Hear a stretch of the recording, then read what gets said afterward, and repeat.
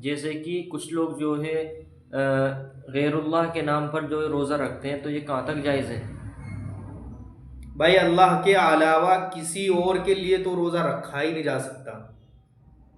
ہاں آج کل میں نے بھی دیکھا ہے، دستور ہے کہ بھائی فلاں پیر جی کے نام کے 10 روزے، فلاں پیر جی کے نام سے 5 روزے، 5 روزے فلاں بابا کے نام سے۔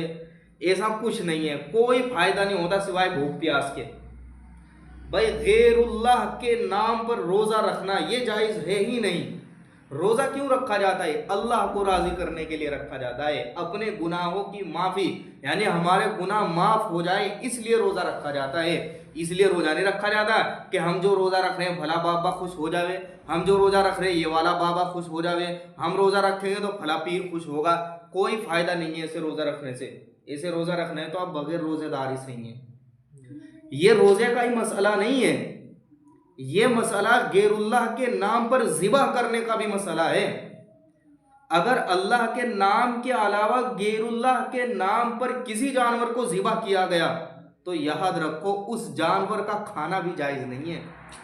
اسی طریقے سے غیر اللہ کے نام پر روزہ رکھنا اور غیر اللہ کے نام پر جانور ذبح کرنا، یہ جو آج کل جو دستور بڑھتا جا رہا ہے نا کہ فلاں بابا کے نام سے 1 بکرا نکال دیا، اس بابا کے نام سے یہ 2 بکرے نکال دیے، اس کے نام سے یہ، ہاں باباؤں کو تو بکروں کی ضرورت پڑ رہی ہے، ایسی بات نہیں ہے۔ قربانی یہ اللہ تبارک و تعالیٰ نے قرآن میں حکم دیا قربانی کیا کہ، اور طریقہ بھی بتایا ہے کہ آپ جب قربانی کریں گے تو کس طریقے سے قربانی کریں گے، آپ کے دل میں کیا نیت ہونی چاہیے۔ اگر قربانی آپ اس نیت سے کریں کہ ہم بکرا قربان کر رہے ہیں اللہ کے بجائے فلاں بابا خوش ہو جاوے، ہم یہ بکرا قربان کریں گے تو بابا ہماری مراد پوری کرے گا، ہماری بات سنے گا، یہ تو کھلم کھلا شرک ہے۔ اللہ تعالیٰ نے قرآن میں فرمایا ان اللہ لا یغفر ان یشرک بہ ویغفر ما دون ذلک لمن یشاء، کہ اللہ تبارک و تعالیٰ شرک کرنے والے کی مغفرت نہیں کرے گا اور جس کی چاہے گا مغفرت کر دے گا۔ اس لیے ان سے بچنا چاہیے۔ غیر اللہ کے نام پر روزہ رکھنا کسی بھی صورت میں جائز نہیں ہو سکتا۔ ایک تو روزہ کس کے لیے رکھنا چاہیے؟ اللہ کے لیے رکھنا چاہیے، اللہ کو راضی کرنے کے لیے رکھنا چاہیے۔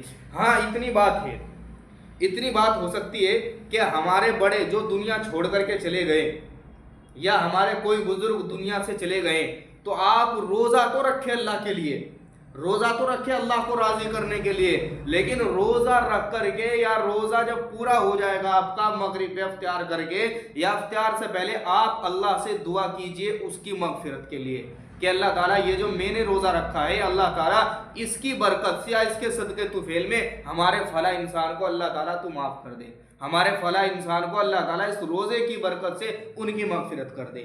یہ تو ٹھیک ہو، یہاں تک تو بات چل جائے گی، لیکن یہ کہنا کہ میں روزہ رکھوں گا تو فلاں بابا خوش ہوں گے، میں روزہ رکھوں گا تو ان بابا کی وجہ سے روزہ رکھوں گا، یہ تو شرک ہے۔ اس لیے ان چیزوں سے بچنا چاہیے۔